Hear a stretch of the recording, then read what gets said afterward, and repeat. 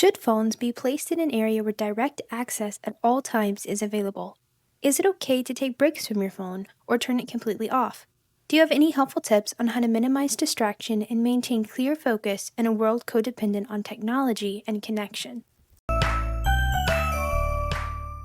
This question is very multifaceted, particularly because the answer is very dependent on the child and the relationship between the child and the parent. Personally, I have a very open and honest relationship with my parents, so they are very trusting of me when it comes to my phone. However, they are very against me having my phone with me in my room at night. Their argument is that when it is time for me to be asleep, my phone should not be an available distraction. I agree with this, but my phone is the easiest way for me to set an alarm in the morning. I don't like old-fashioned alarm clocks because the alarm sound that they use is too jarring for me in the mornings. I also want to be independent and waking myself up because I have always struggled with getting up in the mornings, and as I'm going to college next year, I want to be ready. For now, I'm using my phone as an alarm, but this is an ongoing discussion that me and my parents are having. As far as screen time goes and taking breaks from the phone, I think it's extremely necessary to limit screen time, but I also think this is something that needs to be a personal choice. It's very easy for a lot of people to find ways to get out of screen time requirements set by parents, and I believe if this is something you're working on with your child, there needs to be an open and honest discussion. This situation can change when there isn't a bond of trust between the parent and child. I believe stricter guidelines are required for those who have previously defied the rules given to them regarding screen time. What I hope you take away from my answer to this question is that it is important to have conversations with your child or parent about the rules that are in place. The conversation around phones and whether or not we should take a break from them, I'll just tell you that yes, we should all take a break from it. Not just the teens, but even the adults. We could all use a Sabbath rest from phones.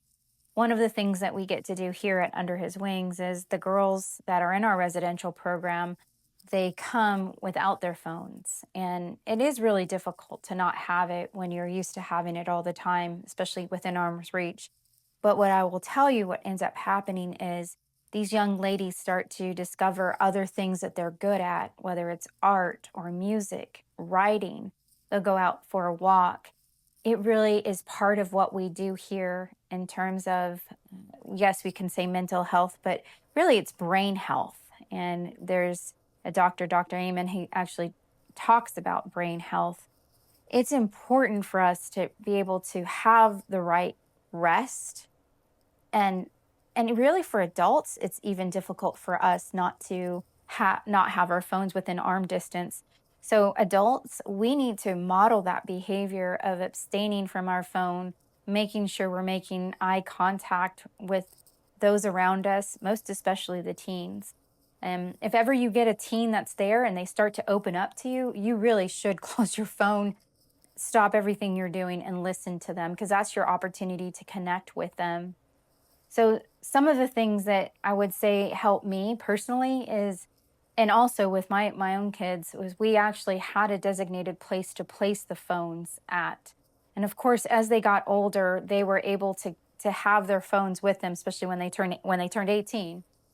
They need to learn how to have that self-control on their own, because they're not always going to live in our roof.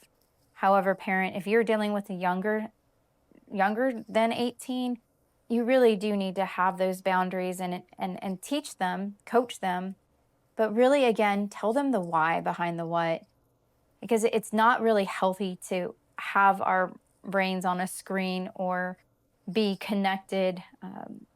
Something that happens often is the person that's in front of you, you're not even connecting with them because you're connecting with someone that's on the phone far away. And so it's really impacting our relationships. The CDC actually indicated that, it's higher daily screen time in teens is associated with increased symptoms of depression and anxiety. And so roughly half of the teenagers that report that they've had 4 or more hours of daily screen use show that they have struggled with depression, anxiety, sleep issues, and physical activities. So again, I do think that the phone should not be around us all the time. That's one of the benefits of our program in the residential setting is that the girls get to have rest. And so for those of us that are out there that need to create our own boundaries, great example would be not only to have a specific place to put your phone, but also get into a routine of exercise so you can get that blood flow going. Go out there and do different things that are physical. Discover the gifts and talents that are within you, and don't let the the electronics steal the God-given talents that God, the Creator, has put in you.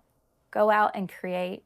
One things I would tell my children is they need to be more of, 80% creative and then 20% consumer.